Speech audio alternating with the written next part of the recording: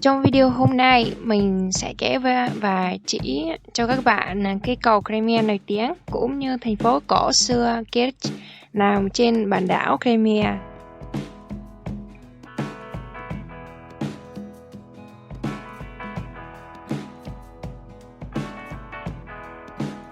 Cầu Crimean hay còn gọi là cầu Kerch, một đoạn giao thông bắc qua eo biển Kerch, nối liền bán đảo Kerch và Taman. Việc xây dựng tuyến giao thông vận tải này bắt đầu sau khi Crimea sáp nhập vào Liên bang Nga.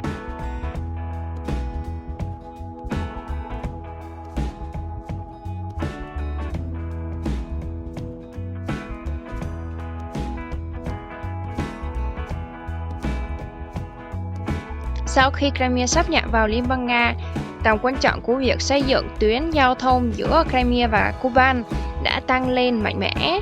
Nó trở thành một yếu tố then chốt trong việc hội nhập bán đảo vào Nga. Tuyến giao thông còn có ý nghĩa biểu tượng. Nó trở thành hiện thân vật chất của việc sáp nhập Crimea vào Nga và thể hiện quyết tâm của Nga trong việc giành được chỗ đứng trên bán đảo. Vào mùa hè năm 2014, cơ quan đường bộ Liên bang Nga đã công bố ước tính sơ bộ của dự án 150 tỷ rúp cho việc xây dựng đường giao thông tầm 47.000 tỷ đồng. Vào tháng 2 năm 2016, cây cầu này bắt đầu được xây dựng. Cầu đường bộ mở cửa vào năm 2018. Vào ngày 18 tháng 12 năm 2019, việc xây dựng cầu đường sắt Crimea đã chính thức hoàn thành. Việc xây dựng và khai trương cây cầu Crimea đã gây ra phản ứng tiêu cực mạnh mẽ từ Ukraine, vốn coi việc xây dựng là bất hợp pháp. Hoa Kỳ và Liên minh châu Âu cũng lên án việc xây dựng và khai trương cây cầu và áp đặt các biện pháp trừng phạt đối với các tổ chức liên quan đến việc xây dựng cây cầu kể từ tháng 12 năm 2018. Việc xây dựng và mở cây cầu qua eo biển Kerch đã bị Đại hội đồng Liên Hợp Quốc lên án là góp phần vào việc quân sự hóa Crimea và hạn chế kích thước tàu có thể ghé vào các cảng của Ukraine trên bờ biển Azov. Bản thân Nga bác bỏ các cáo buộc vi phạm công ước vì eo biển Kerch và biển Azov là vùng nội thủy và theo đó không có ý định xin phép xây dựng cơ sở hạ tầng giao thông vì lợi ích của cư dân các vùng thuộc Nga. Giao thông vận tải bao gồm hai cây cầu song song, đường bộ và đường sắt. Chiều dài giao thông là 19 cây số. Cầu Crimean là cây cầu dài nhất từng được Nga xây dựng và thường được gọi là dài nhất châu Âu. Cầu đường cao tốc là đường cao tốc 4 làn xe. Tốc độ di chuyển trên cầu ước tính là 120 cây số một giờ. Tốc độ tối đa cho phép thực tế là 90 cây số một giờ. Công suất của cầu là 40.000 xe mỗi ngày. Cầu Crimea sẽ không cần sửa chữa trong ít nhất 100 năm tới.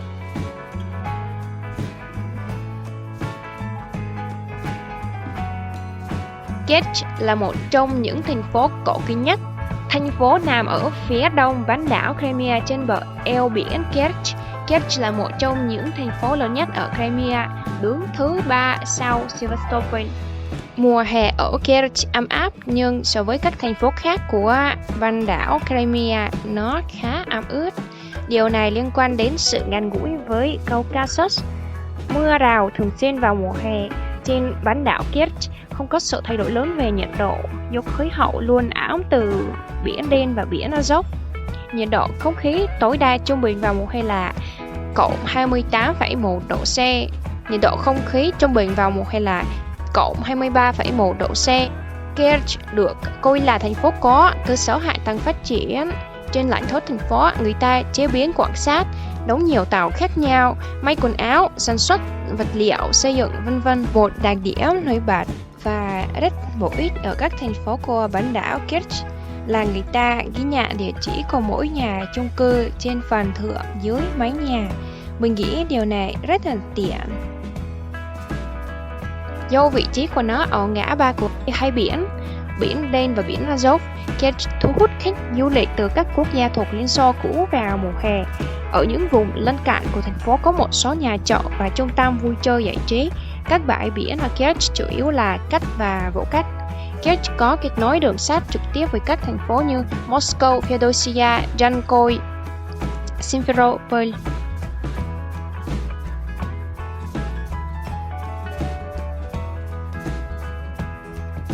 Ngôi đền xinh đẹp này đã thu hút mình ngay từ cái nhìn đầu tiên với những mái vòm màu xanh biếc và vàng như thiên đường, rất phù hợp với môi trường xung quanh.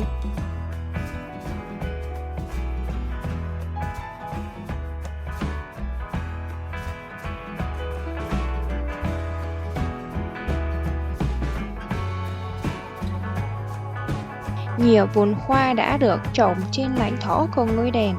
Điều này cũng sẽ không để bất cứ ai thờ ơ.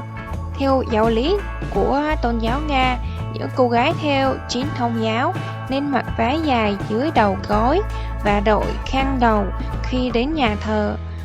Nhà thờ là chỗ thiêng liêng nên mình không được quay ở bên trong. Chúng mình đến một trong những công viên của Kiev. Nó rất dễ thương và sạch sẽ, thật dễ chịu khi đi dạo ở đây và hít thở không khí trong lành. Ở cuối công viên này, bạn có thể xuống biển.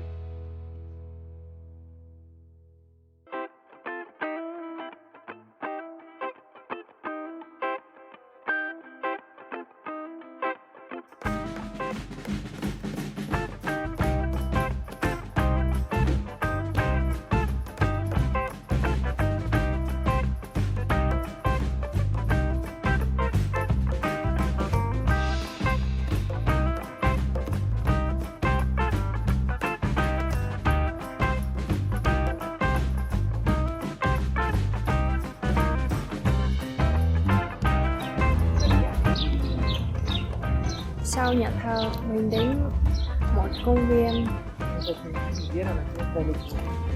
Công viên này gần biển. Hôm nay trời mát, không có nắng nên có thể đi chơi thoải mái, vui vẻ. Ở trong công viên này có nhiều ghế, có nhiều ghế thú vị. Ví dụ là ghế hôn, còn bên này là ghế làm hòa với nhau, còn đây là ghế niềm tin, hy vọng và tình yêu.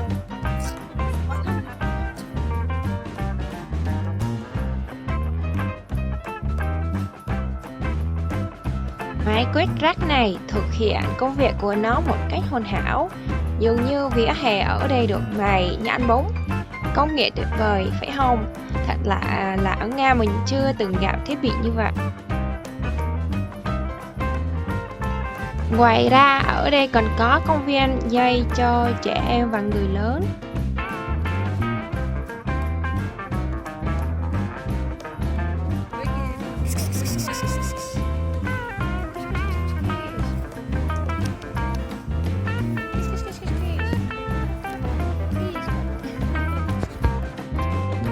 Khi đến công viên này, chúng mình bỗng nhiên rất muốn sử dụng nhà vệ sinh, nhưng rất là tiếc không tìm được. Mặc dù nhiều người làm việc ở trong công viên này từ sáng đến tối và có nhiều khách nghỉ ngơi ở đây, nhưng không hiểu tại sao không có nhà vệ sinh. Chúng mình đã hỏi một cô bán vé cho khu phức hợp dây, làm sao có làm việc ở đây được nếu không có ít ra một nhà vệ sinh. Cô ấy trả lời, chúng tôi dùng bụi cây. Chúng mình thì hỏi lại, thế con không xấu hổ đi như vậy à? Cô ấy trả lời chúng mình, không phải chúng tôi phải xấu hổ, mà là chính quyền địa phương phải thấy xấu hổ cơ.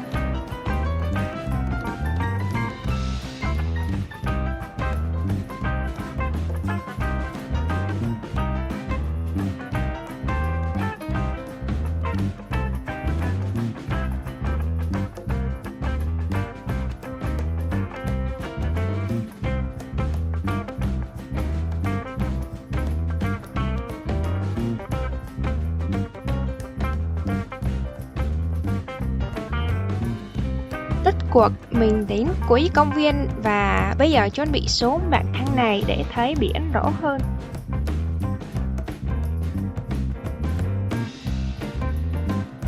Ở đây các bạn cần phải đi cẩn thận nè, vì con đường này mòn rất dốc, nguy hiểm.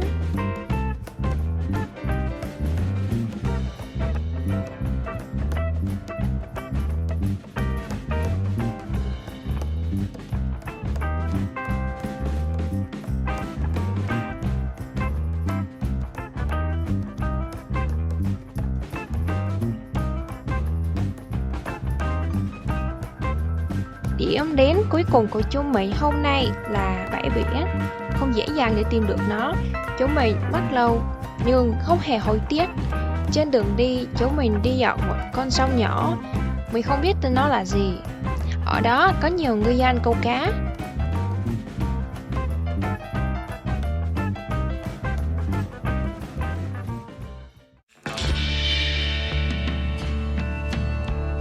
Trên bãi biển ít người vì hôm nay thời tiết không được ấm áp và gió mạnh.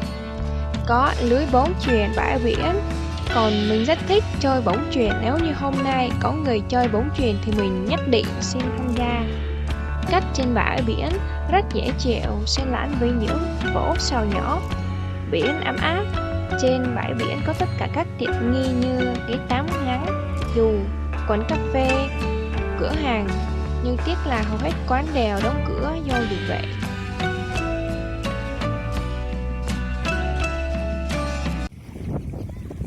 Mình đang giữa chân ở biển ở thành phố Kerch, trên bờ biển của thành phố Kerch.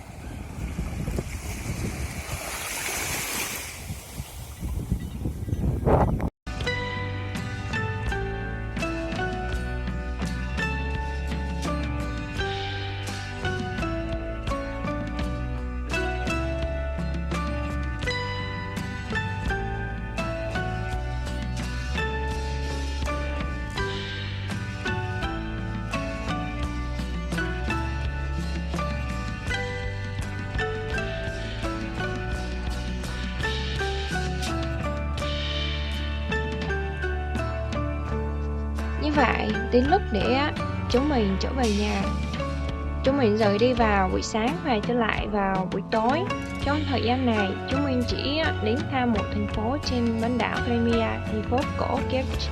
Lần sau mình muốn đi xa hơn để tham quan các thành phố như Sevastopol và Simferopol.